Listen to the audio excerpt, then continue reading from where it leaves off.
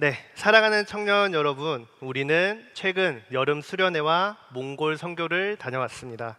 너의 가치, 우리의 가치, 함께의 가치라는 주제로 수련회에 참석한 청년들은 수많은 찬양을 부르고 예배를 드리고 말씀을 듣고 기도하며 많은 은혜를 받았습니다. 또한 몽골 선교는 다른 문화와 언어를 가진 다른 나라에 가서 하나님의 말씀을 전파했습니다. 그곳에서 은혜를 경험하게 됐죠. 그런데 이 자리, 예배 자리에 나온 모든 청년들이 수련회와 몽골 선교를 다녀온 것은 아닙니다. 누군가는 직장 때문에, 누군가는 시험과 학업 때문에, 누군가는 가정의 상황이나 가정의 문제, 건강의 문제 때문에 함께 할 수 없었습니다. 또 어떤 사람들은 마음과 상황이 준비가 되지 않아서 참여하지 못했습니다. 오늘 설교의 제목은 은혜, 다음은 삶이다입니다. 그런데 그 수련회와 몽골 선교를 참여하지 않은 분들은 이렇게 생각할 수도 있을 것 같습니다. 나는 그 자리에 참여하지 않았는데, 나는 특별히 받은 은혜가 없는 것 같은데. 하지만 여러분, 하나님의 은혜라는 것은 어떤 특별한 행사에 참여함으로써 참석한 사람들만 받는 것이 아닙니다. 우리가 반드시 기억해야 할 가장 큰 은혜는 수련회에서 시작된 것도 아니고 몽골 선교를 통해서 시작된 것도 아닙니다. 우리가 기억해야 할 가장 큰 은혜는 예수 그리스도께서 우리를 대신해서 십자가에서 죽으시고 다시 살아나셨다는 그 은혜의 말씀입니다. 그래서 수련회에 참석했든 참석하지 못했든, 내가 몽골 선교를 참석했든 참석하지 않았든, 우리 모두는 예수 그리스도의 십자가의 부활로 인해 은혜를 이미 받은 사람입니다. 물론 수련회와 선교는 우리가 그 이미 받은 은혜를 더 새롭게 경험하는 좋은 기회입니다. 하지만 우리는 주일 예배를 통해서도 은혜를 받고, 우리가 힘든 한 주를 버티는 것도, 무너질 것 같은 순간에 다시 일어서게 하시는 것도, 마음이 뜨겁지는 않지만 이 예배 자리에 나오는 것도, 기도가 잘 되지 않고 하나님이 함께 계시지 않는 것 같은 그런 상황 가운데서도 믿음을 잃지 않고 하나님께 다시 나아오는 것, 어쩌면 아무런 변화가 없는 것 같은 늘 매번 드리는 주일 예배에 이 자리에 나와서 예배를 섬기시는 그 모습도 다 하나님의 은혜입니다. 그래서 오늘 우리가 물어야 할 질문은, 내가 수련회에서 얼마나 큰 은혜를 받았냐, 내가 몽골 선교를 통해서 얼마나 큰 은혜를 받았느냐가 아니라, 우리가 함께 나누고 싶은 말씀은, 내가 예수 그리스도의 구원의 은혜를 이미 받았다는데, 내가 이미 받았는데, 그렇다면 내가 은혜를 받은 사람으로서 어떻게 살아가야 할까 하는 질문입니다. 수련회에 참석해서 많은 은혜를 받은 우리들은 그 삶으로 가져와서 그 은혜를 살아내야 됩니다. 선교지에 가서 선교를 열심히 하고 선교지에서 받았던 그 마음과 은혜를 우리는 삶으로 또 가져와야 됩니다. 그 두 가지도 다 참석하지 못했던 사람들도 아까 앞서 말씀드렸다시피 이미 우리는 예수 그리스도의 십자가의 부활의 능력으로 이미 은혜를 받은 사람입니다. 그러면 우리의 삶을 어떻게 살아가야 될까? 우리 모두에게 필요한 것은 같습니다. 은혜를 한때의 감정으로 끝내지 않는 것, 은혜를 좋은 기억으로만 놔두지 않는 것, 은혜를 나만의 회복과 만족으로 남겨두지 않는 것, 우리는 받은 은혜를 우리의 삶으로 이어가야 합니다. 오늘 본문을 통해서 은혜 받은 자의 삶이 어떻게 이루어져야 하는지 함께 세 가지 정도로 나누어 보고자 합니다. 첫 번째는, 은혜는 우리를 새로운 피조물로 변화시킵니다. 14절 말씀입니다. 다 같이 한번 읽겠습니다. 시작. 그리스도의 사랑이 우리를 강건하시는도다. 아멘. 바울은 자신이 복음을 열심히 전했습니다. 삶으로 열심히 살아냈습니다. 그런데 바울은 그것을 열심히 살아낸 것의 이유를 나의 능력과 열심에서 찾지 않습니다. 사도 바울은 내가 사도라서 이렇게 행합니다 라고 말하지 않습니다. 우리 청년들의 삶으로 바꿔서 말하면, 내가 리더라서, 내가 간사라서, 내가 임원이라서, 내가 사역팀이라서, 나는 부모님이 어렸을 때부터 교회를 다녀서 라고 하는 것들로 책임을 다한다고 말하지 않습니다. 바울은 삶을 움직이는 힘이 바로 그리스도의 사랑이라고 말합니다. 그리스도의 사랑이 우리를 강건하시는도다. 여기서 강건한다는 말은 단순히 건유한다는 말이 아닙니다. 그리스도의 사랑이 우리를 붙잡고 있다는 것입니다. 그리스도의 사랑이 우리를 둘러싸고 있고 그 둘러싼 그리스도의 사랑이 우리의 삶을 다른 방향으로, 새로운 방향으로 움직이게 한다는 뜻입니다. 바울은 자신이 예수 그리스도께로 나아가기 전에 이미 예수님이 사랑으로 우리를 붙들었다고 고백을 합니다. 이것이 우리가 다 같이 고백하는 복음입니다. 신앙생활이라는 것은 내가 하나님을 얼마나 강하게 붙잡고 있는가가 아닙니다. 하나님께서 나를 얼마나 신실하게 붙잡고 계시는가를 믿는 것이 우리의 신앙생활입니다. 우리는 종종 특별한 신앙적인 경험이 있어야만 하나님께 더 가까이 다가간 것처럼 생각합니다. 수련회에서 눈물을 많이 흘려야만 은혜를 많이 받았다고 생각을 합니다. 내가 오랫동안 기도를 해야만 은혜 받은 것 같고 선교나 봉사를 많이 해야 내가 은혜를 받은 것처럼 느낍니다. 이 모든 것들도 당연히 일어나는 것입니다. 우리가 받은 은혜에 감사하는 응답의 모습으로 나타나는 것이죠. 하지만 이러한 경험이 하나님의 사랑을 만들어내는 것이 아닙니다. 내가 봉사를 해서 하나님의 사랑이 이루어지는 것이 아니라 하나님의 사랑이 있기에 우리가 은혜를 경험하고 그것을 살아내는 것이죠. 수련회를 참석했기 때문에 하나님이 사랑하시는 게 아니고 선교를 갔다 왔기 때문에 하나님이 사랑하시는 게 아닙니다. 둘 다 참석하지 못했다고 반대로 오히려 하나님과 멀어진 것이 아닙니다. 하나님께서는 우리가 먼저 찾기 전에 우리를 먼저 찾아오셨습니다. 14절 후반부 말씀입니다. 한 사람이 모든 사람을 대신하여 죽었은즉 모든 사람이 죽은 것이라. 그리스도의 사랑은 어디에서 가장 분명하게 드러났을까요? 바로 십자가입니다. 예수님께서는 우리에게 멀리서 나 너를 사랑해, 내가 우리 라인 공동체, 라인 청년부 모두를 정말 사랑한단다 라고 말씀하시지 않으셨습니다. 말로만 끝난 것이 아니라 우리를 대신해서 실제로 죽으셨습니다. 우리가 받아야 할 죄의 형벌을 대신해서 받으셨습니다. 우리의 십자가를 대신 지셨습니다. 그렇기 때문에 우리의 은혜의 출발점은 우리의 행위나 우리로부터 있지 않습니다. 다 예수 그리스도의 은혜로 시작됩니다. 그렇게 우리의 결단도 아니고 우리의 눈물과 헌신도 아니고 오직 그리스도의 십자가입니다. 우리가 눈물을 흘리기 전에 예수님은 이미 먼저 피를 흘리셨고 우리가 주님을 찾기 전에 주님은 하늘 영광을 버리고 이미 우리에게 성육신하셔서 오셨습니다. 우리가 예수님을 사랑하기로 결단하기 전에 이미 예수님은 우리를 사랑하셨습니다. 이어지는 15절은 예수님께서 이렇게 우리를 죽으신 목적에 대해서 추가적으로 설명합니다.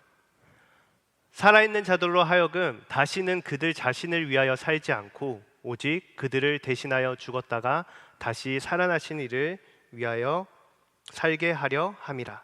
아멘. 예수님의 은혜는 우리를 죄에서 구원하시고 죄를 용서하시고 구원하시는 것에서 끝나지 않았습니다. 예수님의 은혜가 우리의 삶의 방향을 바꾼다고 말을 합니다. 이전에는 나를 위해서 살았습니다. 내 계획이 이루어지는 것이 중요했고 나의 평안이 중요했습니다. 내가 남들한테 인정받는 것이 중요했습니다. 내가 남들한테서 세상 가운데 손해보지 않고 살아가는 것이 중요했습니다. 하지만 그리스도의 사랑을 경험하고 난 이후에 우리의 삶은 더 이상 자신만을 위하여 살아갈 수 없습니다. 말씀대로 나를 위하여 죽으시고 다시 사신 예수 그리스도를 위해 살아가게 됩니다. 그렇다면 예수 그리스도를 위해서 살아간다는 것은 나의 단순한 삶의 행동이 조금 더 바뀌는 것을 말하는 걸까요? 교회 예배에 좀 더 참여하고 봉사를 하고 성경을 좀 더 많이 읽고 하나님께 찬양하는 그러한 삶, 그것만을 말하는 것이 아닙니다. 16절 말씀입니다. 그러므로 우리가 이제부터는 어떤 사람도 육신을 따라 알지 아니하노라. 바울은 은혜 받은 후에 사람을 바라보는 기준이 달라졌다고 합니다. 더 이상 육신의 눈으로 사람들을 바라보지 않았다고 합니다. 육신을 따라 안다는 것은 세상의 기준과 인간의 기준으로 사람을 판단한다는 것입니다. 외모와 학력, 직장과 경제적인 형편, 성격과 능력, 나에게 도움이 되는 사람인가? 나와 잘 맞는 사람인가? 이러한 기준으로 수많은 사람을 판단합니다. 어쩌면 이 자리에, 예배 자리에 나와 있고 은혜 받았다고 하는 우리들도 이렇게 똑같이 사람의 눈으로, 육신의 눈으로 사람들을 판단하고 있는지 모르겠습니다. 저 사람은 나와 맞지 않아. 저 사람은 대화가 잘 통하지 않아. 저 사람은 나에게 도움이 될 것 같지 않아. 저 사람은 믿음이 별로 없는 것 같아. 심지어 수련회와 선교회 참석 여부로 믿음을 판단할 수도 있습니다. 수련회도 참석 안 하는데 믿음이 있는 걸까? 그러나 우리는 그 사람의 모든 상황과 마음을 알지 못합니다. 그 사람이 지금 어떤 형편 속에서 살아가고 있는지, 어떤 삶의 무게를 감당하고 있는지, 왜 그 자리에 함께하지 못했는지. 그런데도 불구하고 우리는 너무나 쉽게 남들을 평가하고 판단합니다. 그러나 사도 바울은 분명히 말합니다. 이제부터는 어떤 사람도 육신을 따라 알지 않는다. 이어지는 17절 말씀입니다. 그런즉 누구든지 그리스도 안에 있으면 새로운 피조물이라. 이전 것은 지나갔으니 보라 새 것이 되었도다. 사도 바울이 육신의 눈으로 사람을 바라보지 않는 이유, 바로 그리스도 안에 있으면 그 누구든지 새로운 피조물이 되기 때문입니다.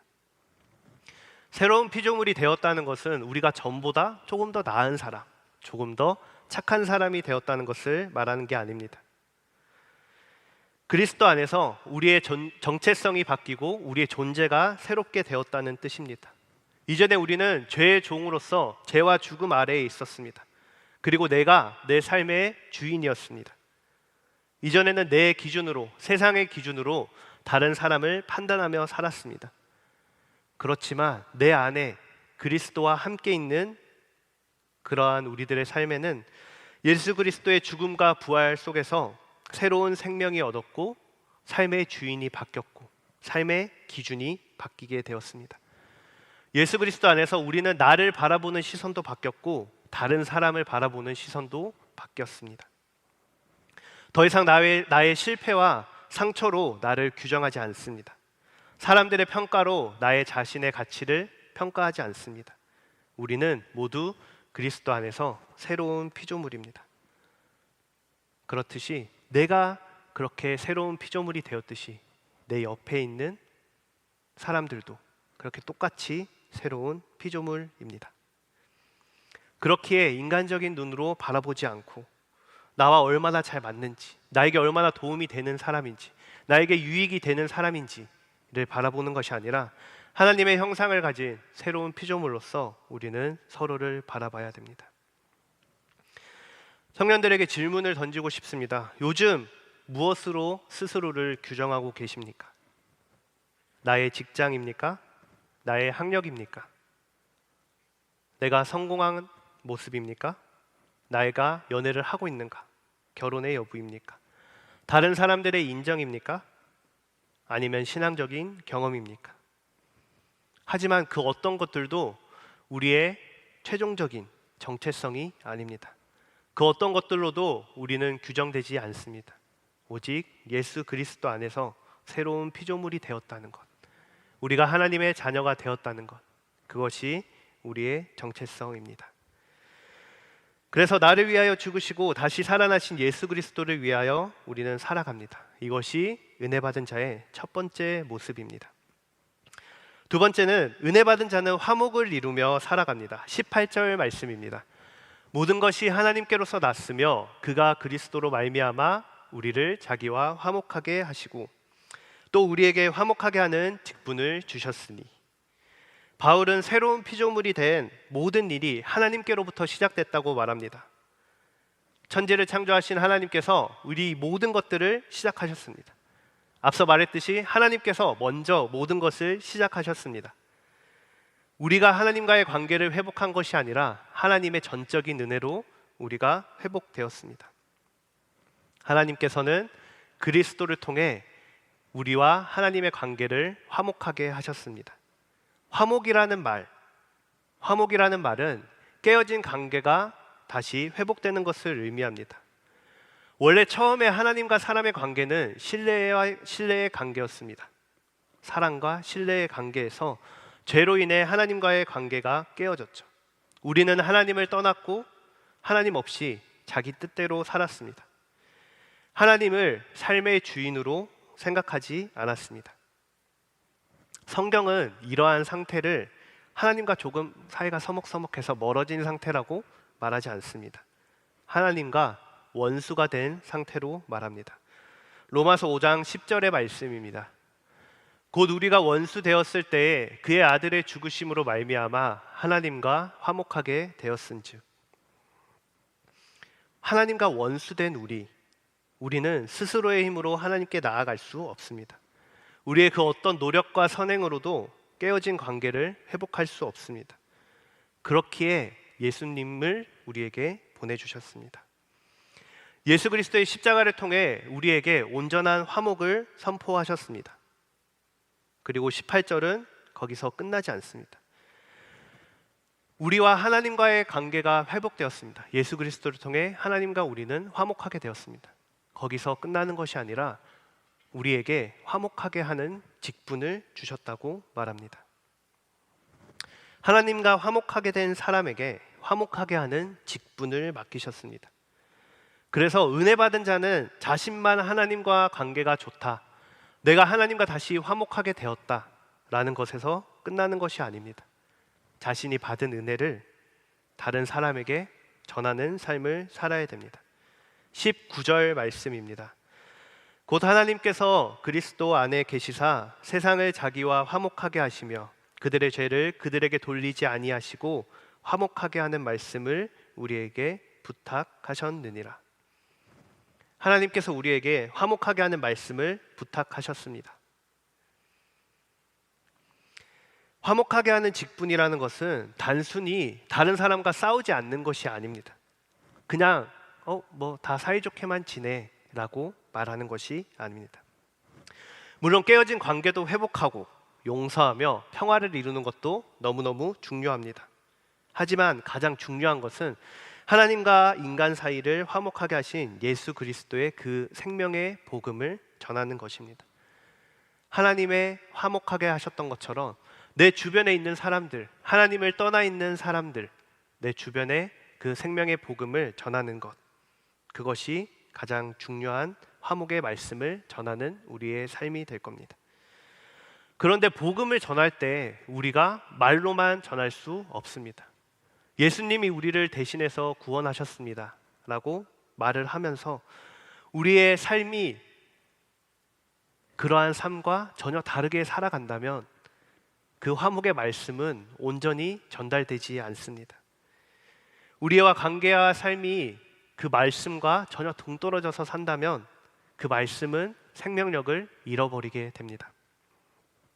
하나님의 용서를 말하면서 내가 다른 사람을 끝까지 용서하지 않는다면, 하나님의 사랑을 말하면서 소외된 공동체 사람을 바라보지 않는다면, 하나님과의 화목을 말하면서 가정과 교회 안에서 끊임없는 갈등을 만들어낸다면 우리가 전하는 그 복음은 생명력을 잃게 될 겁니다. 화목의 직분이라는 것은 화목의 말을 전하는 것뿐만 아니라 화목에 합당한 그러한 삶과 관계를 살아내는 것입니다. 그 사람이 나와 성격이 맞지 않아도, 나와 생각이 달라도, 내가 좋아하는 모습이 아니어도 하나님께서 사랑하시는 소중한 존재로 보아야 합니다. 공동체 안에서 소외된 사람이 없는지 바라봐야 하고, 공동체에서 멀어지고 있는 사람이 있다면 그 사람에게 연락해야 합니다. 우리는 특별한 경험을 가져서 화목의 직분을 감당하는 것이 아니라 예수 그리스도께 먼저 화목해 하신 그 예수님의 사랑을 우리가 경험을 했기에 모든 그리스도인들, 오늘 예배 자리에 나온 모든 라인 청년부, 모든 사람들은 이 화목의 직분을 감당해야 합니다. 새로운 새 가족에게 먼저 이름을 물어보고, 힘들어 보이는 소그룹원들에게 먼저 연락하고, 직장에서 지쳐있는 사람들에게 먼저 사랑의 손을 내밀고, 가족들에게 먼저 따뜻한 말 한마디를 내미는 삶, 그것이 우리가 화목의 삶을 살아가는 것입니다. 이것은 많은 성경적 지식이 필요하지 않습니다. 우리가 이미 받은 그 사랑을 실제 삶에서 살아내는 것입니다. 그런데 화목한다는 것, 이것이 그냥 잘 지내는 것만이 아니라고 말씀드렸습니다. 무조건 모든 갈등을 덮고 아무 일도 없었던 것처럼 행동하라는 것은 아닙니다. 내가 상처를 받았는데 그냥 상처받은 대로 그냥 그대로 무조건 참으라는 것도 아닙니다. 잘못된 일을 잘못되었다고 말하지 말라는 것도 아닙니다. 성경이 말하는 화목은 진실을 외면하는 거짓된 평화가 아닙니다. 진리 안에서 사랑하고 잘못을 인정하고 회개하고 용서와 회복을 향해 나아가는 것입니다. 그렇게 화목이라는 것은 갈등이 전혀 없는 상황이 아닙니다. 갈등이 생겼을 때 관계를 포기하지 않고 하나님의 방법으로, 하나님의 방식으로 그것을 풀어가는 것입니다. 먼저 손을 내밀고 자신의 잘못을 인정하고 상대방의 이야기를 들으며 필요하다면 용서를 구하고 하나님께서 기뻐하시는 관계를 다시 세워가는 것입니다. 우리는 은혜의 종착지가 아닙니다. 내가 하나님께 은혜를 받고 그냥 끝나는 은혜의 종착지가 아니라 우리는 은혜의 통로입니다. 하나님께서 우리에게 은혜를 주셨고 우리가 그 은혜의 통로로서 다른 사람에게 하나님께 받은 은혜를 전하는 우리가 되기를 소망합니다. 세 번째, 은혜 받은 자는 그리스도의 사신으로 살아갑니다. 20절 말씀입니다. 그러므로 우리가 그리스도를 대신하여 사신이 되어 하나님이 우리를 통하여 너희를 권면하시는 것 같이 그리스도를 대신하여 간청하노니 너희는 하나님과 화목하라. 바울은 화목하게 하는 직분을 감당하는 사람을 그리스도를 대신하여 사신이 되었다라고 표현합니다. 사신이라는 것은 한 나라의 왕이나 정부를 대신해서 보냄을 받은 사람입니다. 그래서 사신이라는 것은 내가 하고 싶은 대로 내 뜻을 전하는 사람이 아니라, 개인적인 생각을 말하는 사람이 아니라 자신을 보낸 왕의 뜻을 전하는 사람입니다. 우리가 모두가 화목의 직분을 받은 자로서 그리스도의 사신이 되었습니다. 내가 그리스도의 사신이 되었다라는 것은 무슨 뜻입니까? 내 뜻, 내 생각, 내 마음대로 살아가는 것이 아니라 나의 주인 되시고 나의 왕 대신 그리스도의 삶을, 뜻을 전하는 삶입니다. 그렇기에 우리는 예수 그리스도를 통해서 보냄을 받았습니다. 가정으로, 우리의 가정으로 보냄을 받았고, 우리의 직장으로 보냄을 받았고, 우리의 학교로 보냄을 받았고, 우리의 교회 공동체로, 그리고 소그룹으로 보냄을 받았습니다. 우리가 살아가는 그 모든 자리가 그리스도를 나타내고 그리스도의 뜻을 전하는 그리스도의 사신으로 살아가는, 우리가 살아내야 될 삶의 자리입니다. 누군가는 직장에서 그리스도의 사신으로 살아갑니다. 다른 사람이 보지 않을 때도 정직하고 자신의 이익을 위해 다른 사람을 이용하지 않으며 험담과 비난에도 쉽게 동의하지 않습니다.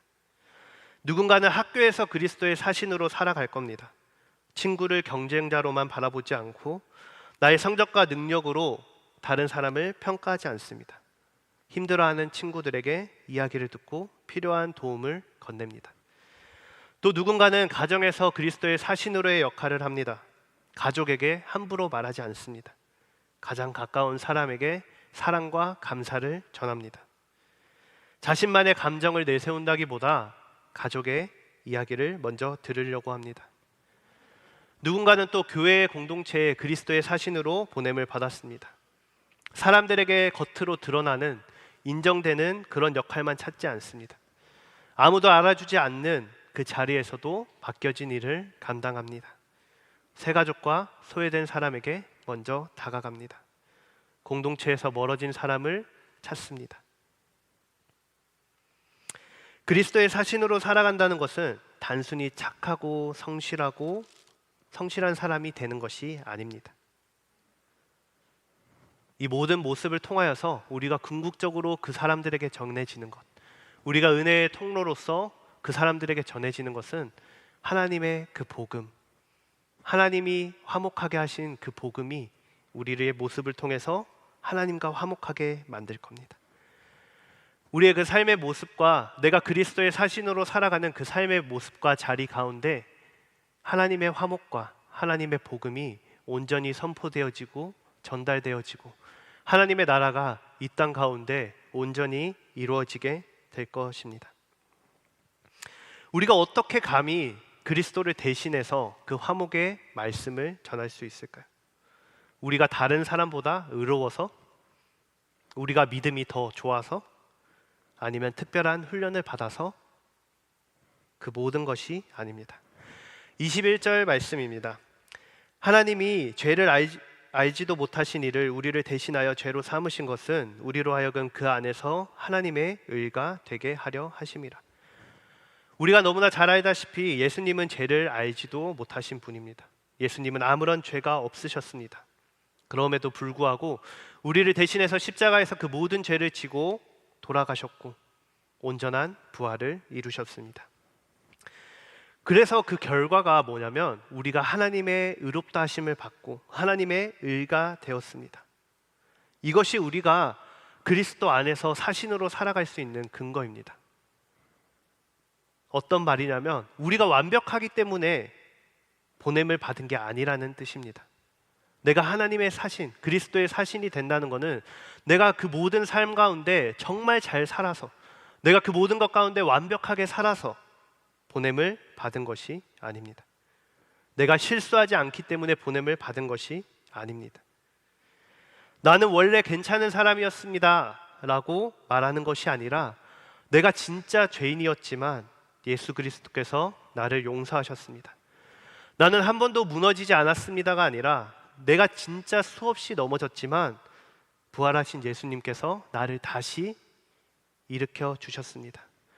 내가 그 모든 것에 대한 답을 다 알고 있습니다가 아니라 내가 모든 답을 알지 못하지만 나를 위해서 죽으시고 다시 살아나신 예수 그리스도를 믿습니다 라고 고백을 하는 겁니다. 그래서 우리가 수많은 선택 가운데 삶의 현장 가운데 이렇게 질문해야 됩니다. 나는 무엇을 원하는가가 아니라 주님은 무엇을 원하시는가? 이 선택이 나에게 얼마나 유익할까가 아니라 이 선택을 통해서 그리스도가 드러날 수 있을까? 사람들이 나를 어떻게 평가할까가 아니라 주님께서는 나의 이 선택을 기뻐하실까? 그리스도의 사신으로 살아간다고 내 꿈과 모든 계획을 포기하는 게 아닙니다. 다만 내 꿈과 계획의 주인이 바뀐다는 뜻입니다. 나에게 주어진 시간, 재능, 직장, 학업, 관계, 연애, 결혼, 미래, 그 모든 것들이 주님의 것입니다. 우리는 때로 예수님을 구원자로는 믿습니다. 그런데 삶의 주인으로는 모시지 않습니다. 힘들 때 위로해 주시는 예수님은 항상 원합니다. 그런데 우리 삶 가운데 내 계획을 도와주시는 예수님도 구합니다. 그런데 내 뜻을 내려놓으라는 예수님은 부담스러워합니다. 내가 가고 싶은 길이 아니라 내 길을 따르라는 주님의 말씀에 그런 예수님은 불편해합니다. 그러나 기억하십시오. 예수님은 우리의 삶을 도와주는 조력자가 아닙니다. 우리를 위해 죽으시고 다시 살아나신 우리의 주인입니다. 그래서 우리가 오늘 말씀을 들으며 결단을 또 하며 나아갑니다. 어쩌면 수련회에서도 결단했을 것이고 몽골 선교를 통해서도 결단했을 겁니다. 우리가 어쩌면 그 삶을 온전히 다 살아내지도 못할 수도 있습니다. 우리가 온전히 그 삶을 살아내지 못하고 내가 받았던 은혜를 점차 흐려지는 것 같고 시간이 흐름에 따라 내가 받았던 은혜가 점차 흐려지는 것 같은 그 삶일 때 우리가 받았던 은혜가 거짓된 것이 아닐까? 라는 생각을 할 때가 있습니다. 하지만 주님께서 주신 은혜는 거짓되지 않았습니다. 내가 수련회를 갔다 오고 나서 결단한 삶을 온전히 살지 못했더라도 그것은 하나님의 은혜가 없었던 것이 아니라 우리의 연약함이 드러나는 자리입니다.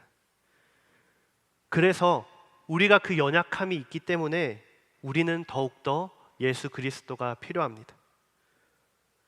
은혜 받은 자의 삶은 내가 결단한 삶을 끝까지 살아내는 삶이 아닙니다. 삶을 살아내려고 노력하지만 우리가 넘어질 때마다 다시 예수 그리스도께로 나아가는 삶이 훨씬 중요합니다.